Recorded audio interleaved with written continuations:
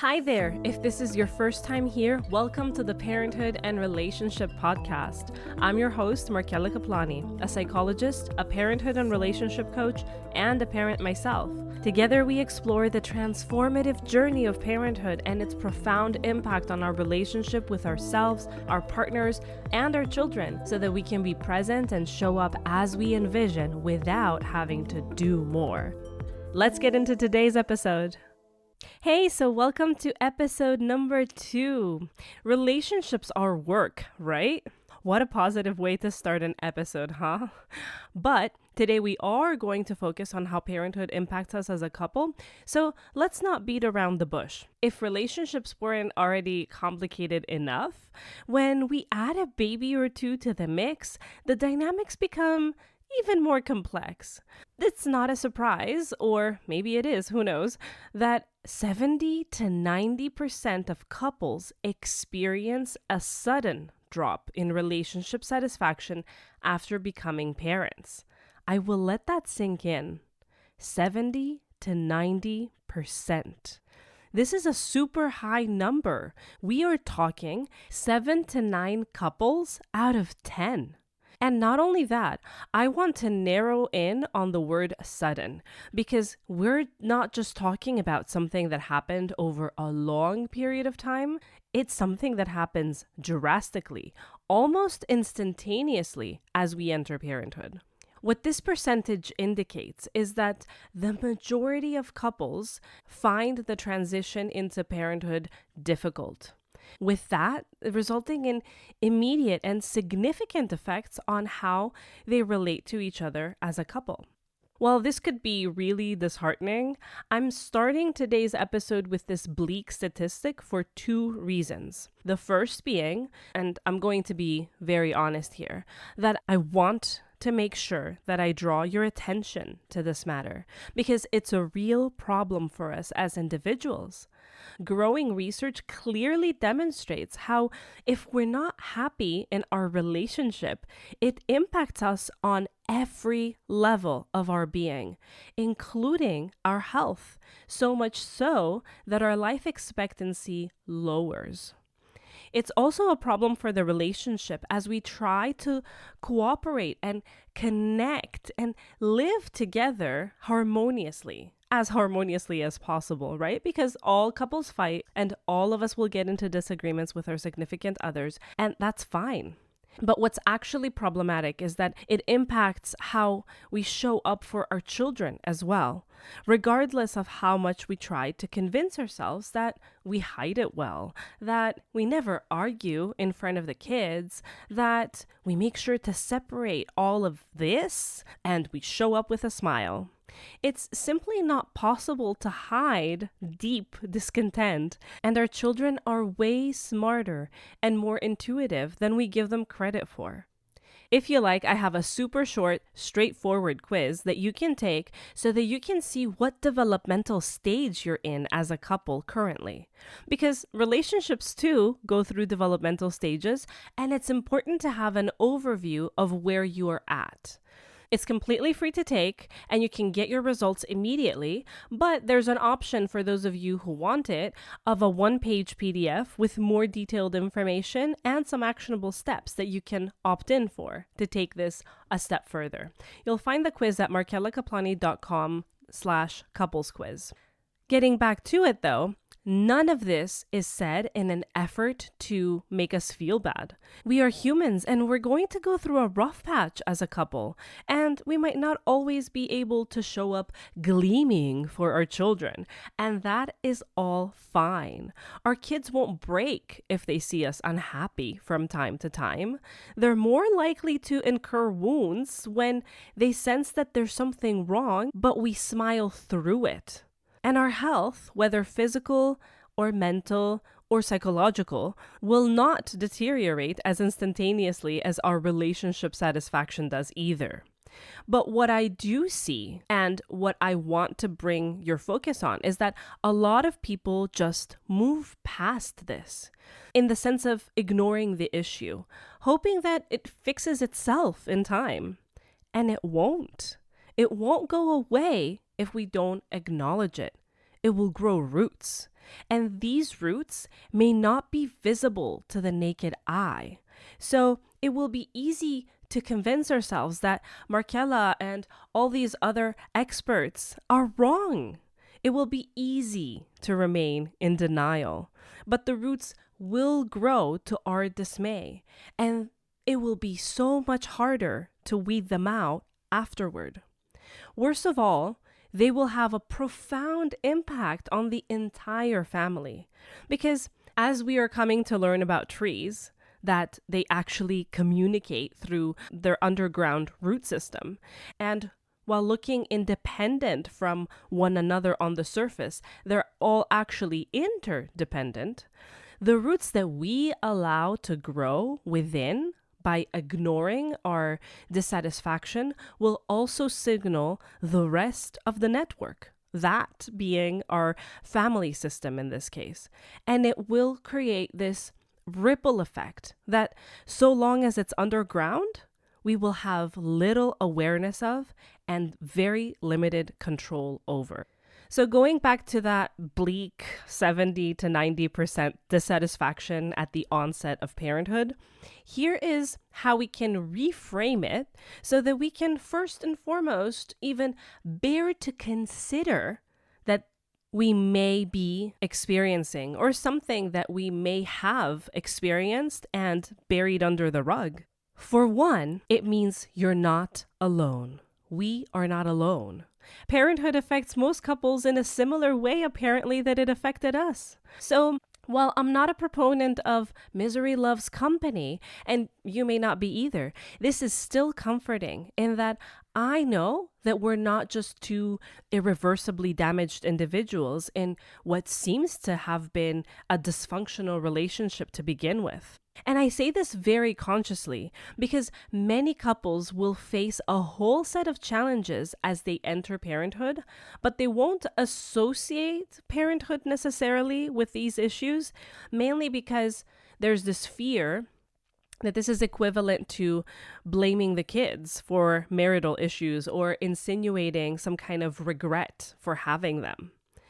They will say that parenthood just highlighted already existing problems or something along those lines, which is true. But then they will go on and prescribe meaning to this, that this means that we were not right for each other from the get-go. This is false. We cannot know that. That's a very simplistic approach, which in its simplicity leads a lot of couples to give up on each other all too soon. If we were right for one another, we would have been in that 10% of couples who are unaffected by parenthood. If we weren't already problematic as a couple, we would have thrived through this. These kinds of thoughts create an all or nothing perspective, where the relationship that is strained as it enters this transformational era of parenthood is doomed to wither and die. I invite you to reframe this. This dissatisfaction is so prevalent that it validates your experience. It says that there's nothing wrong with you as individuals or as a couple. In fact, there is research that also shows that over time, couples with children do feel more bonded as they see the family they've created and how it's growing. So it's not plummet and downhill after that. We're not on a roll to rock bottom just because of that sudden dip that we talked about. This statistic does not tell us that we're doomed to fail as a partnership or marriage because we decided to have children, if that's what you took from it. What it does tell us is that there are specific areas that need work, that need our attention, that need us to prioritize them in the chaos of everyday life as parents. You know, as I started to outline what I will talk about in this podcast, I did some research naturally to make sure that I would not bring any wrong statistics here. And I noticed something very interesting. A study in 1995 that looked into marital satisfaction after children found that 20 to 59% of couples experienced this plummeting of their contentment in marriage. Then came a 2002 study by Gottman and their colleagues that found this statistic to be at 70%. And then came the study from University of Denver in 2009 that reported a whopping 90%. I do not think this increase is coincidental, do you? And does that mean that practically no couple is healthy around us and that we just get to realize it after kids come along? Is it this responsibility that we can't handle and suddenly everything comes to the surface? No. How I interpret this is that our pace of life keeps growing faster and faster so that we've lost touch with ourselves and our ability to relate to one another on a deeper level. And this is something that we can get away with when it's just you and me. We work 12 hours and then after that we go to the gym or for a coffee with friends or this gala that we happened to be invited to. And then we meet back home for dinner and hit the bed only to do that again tomorrow. I was seeing this couple who was seemingly doing great before having their firstborn. But then you peel off the layers, asking something as simple as, okay, how did you guys handle fighting before you became parents? And then it's like, oh, yeah, okay, you're right. We did argue before having our son, but it did not register much because he would go off to be with his friends and then I would go and do my thing. And so after we regrouped, everything was okay. There are several things to point out here based on what she shared with me. For one, they had a way to regulate. Sure, it was an avoidant coping mechanism, and that's not healthy or sustainable long term, but at least they regulated their nervous systems after their fight by going off and talking with friends or running it off or putting the energy into a hobby. When arguing now, it's not as easy to quote unquote escape. They have to face one another. And so two issues arise. One is that they never learned to face each other and argue well, because there is such a thing as arguing well. And two, now they don't know how to regulate because they only learn to do it away from one another, which means that they have to stay activated and angry for way longer now that they have to stay home. They do not get to vent. So the pent-up energy tries to come out with yelling at one another or even by internalizing the negativity, which then comes out as very heavy thoughts about myself or you or the kids even, or by shutting down, recluding into a smaller area in the house and feeling trapped. None of that works the same way they used to regulate in the past though. In fact, some of these things may make matters worse, as is with feeling confined. What happens now as you go off to work for 12 hours and I am either home with the children all day or I also have to arrange everything for them and I'm off to work myself, is that with the very little time left when we get back home, we want to be present for our kids. We have so many chores and other logistics to take care of. We are exhausted. And so just as we did before, we do not pencil in time to talk about it. We continue to automatically adhere to our avoidant communication style. So yeah, this was an issue before we had kids, but we do not get to vent the way we did before so that it all festers and discontentment grows. That is the difference. So what needs to change is our automation. This tendency to retreat back to a coping mechanism that for a while made sense, that I would argue probably goes back to each of us individually and our attachment styles. We need to peel off the layers so that we can slowly but steadily learn to spot and stop the tendency to avoid and actually get down to discussing our needs. None of what I just said is easy to do. You're likely thinking, yeah, but if we sit down to talk about it, we will just yell. And I do not want any yelling while the kids are around. And even when they're not around, you know what? I'm so tired. This is not worth it. I hear you. And you can table in the conversation for later in the day when the kids are in bed and you may have that half hour before one of them already does their first toss and turn and looks for you, instead of succumbing to the admittedly very valid need to just relax and forget about it for now because you've had a full day already. And who needs an argument now? It will come up when it comes up. That kind of thinking, though very normal, not just due to the exhaustion that leads us to preserve energy, but also due to the sheer way we've been raised, is what truly gets us into trouble in our relationships more than any disagreement or argument ever does. And so going back to that argument that a lot of couples make, that we were damaged from before kids, that we weren't compatible anyway, because now, Markella, you're saying it yourself. Do you see? We already had communication issues before the children. And so we are doomed, aren't we? No, you're not. Because this is not an issue of incompatibility. This is actually an issue of compatibility because you guys got together exactly because your attachment styles and your communication styles matched.